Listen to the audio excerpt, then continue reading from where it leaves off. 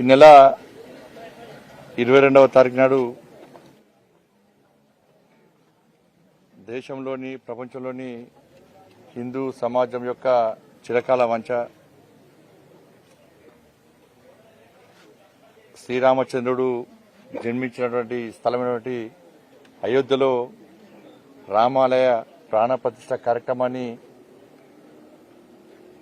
వీక్షించడానికి, విజయవంతం చేయడానికి, దీన్ని చూసి తరించడానికి ప్రపంచవ్యాప్తంగా ఉన్నటువంటి హిందూ సమాజం ఎదురు చూస్తూ ఉన్నది. అనేక మంది దేశవ్యాప్తంగా ఉన్నటువంటి హిందూ సమాజం యొక్క సహకారం వలన, ఆర్థిక సహాయం అన్నిటి సహకారం వలన ప్రతి హిందూ యొక్క ఇన్వాల్వ్మెంట్ దీనిలో ఉంది. ప్రతి హిందూ యొక్క సహకారం వలన ఇలా దివ్యమైన, భవ్యమైన రామ మందిర నిర్మాణం ఈ నెల 22వ తారీఖు నాడు జరగబోతా ఉన్నది. ఈ సందర్భంగా దేశంలో ఉన్నటువంటి హిందూ సమాజం అంతా జాగృతమైంది. అనేక రకాల కార్యక్రమాలు గత నెల రోజుల నుంచి దేశవ్యాప్తంగా ఆ ట్రస్ట్ ఆధ్వర్యంలో నిర్వహిస్తా ఉన్నారు. అనేక రకాల కార్యక్రమాలు, ధార్మిక కార్యక్రమాలు కానీ, సేవా కార్యక్రమాలు కానీ, స్వచ్ఛ భారత్ కానీ, అనేక రకాల ధార్మిక కార్యక్రమాలు దేశవ్యాప్తంగా జరుగుతూ ఉన్నాయి. దానిలో భాగంగా మా ప్రియతమ నేత దేశ ప్రధాని నరేంద్ర మోడీ గారు, మా జాతీయ అధ్యక్షులు జేపీ నడ్డా గారు ఇచ్చినటువంటి పిలుపు మేరకు దేశంలో ఉన్నటువంటి దేవాలయాలను శుభ్రం చేయాలి, సేవా కార్యక్రమాలు చేయాలని చెప్పి వారు ఇచ్చిన పిలుపు మేరకు నేను ఈరోజు కరీంనగర్లోని పద్మనగర్లో జరిగినటువంటి రామాలయము, శివాలయం, దేవాలయంలో శివాలయాన్ని ఈరోజు పూర్తిగా శుభ్రం చేసేటువంటి అవకాశం ఇలా నాకు రావడం నిజంగా పూర్వజన్మ సుకృతంగా భావిస్తాను. ఒక మంచి కార్యక్రమము.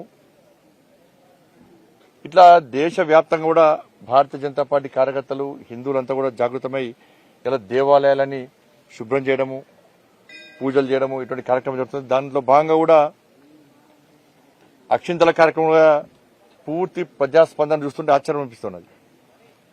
ప్రతి ఒక్కరు కూడా వాళ్ళ అక్షింతల కార్యక్రమాన్ని పూర్తిస్థాయిలో విజయవంతం చేస్తూ ఉన్నారు. అక్షింతలు రాని వారు కూడా ఫోన్ చేసి మాకు అక్షింతలు రాలని చెప్పి విజ్ఞప్తి, సూచన, వాళ్ళ కోరిక మేరకు కూడా అక్షింతల కార్యక్రమం పూర్తి స్థాయిలో విజయవంతమవుతా ఉన్నది. ఇది రాజకీయాలకు అతీతంగా జరుగుతున్న కార్యక్రమం. అక్షింతల కార్యక్రమం భారతీయ జనతా పార్టీ కార్యక్రమము, లేదా ఇంకో పార్టీ కార్యక్రమం కాదు. ఇందులో కాంగ్రెస్ పార్టీ కానీ, బీఆర్ఎస్ పార్టీ కానీ, దేవుని నమ్మని కమ్యూనిస్టు పార్టీ వాళ్ళు కూడా వాళ్ళ కుటుంబ సభ్యుల కోరిక మేరకు కూడా ఈ అక్షింతల కార్యక్రమంలో పాల్గొంటున్నారు. పూర్తి స్థాయిలో విజయవంతమైంది.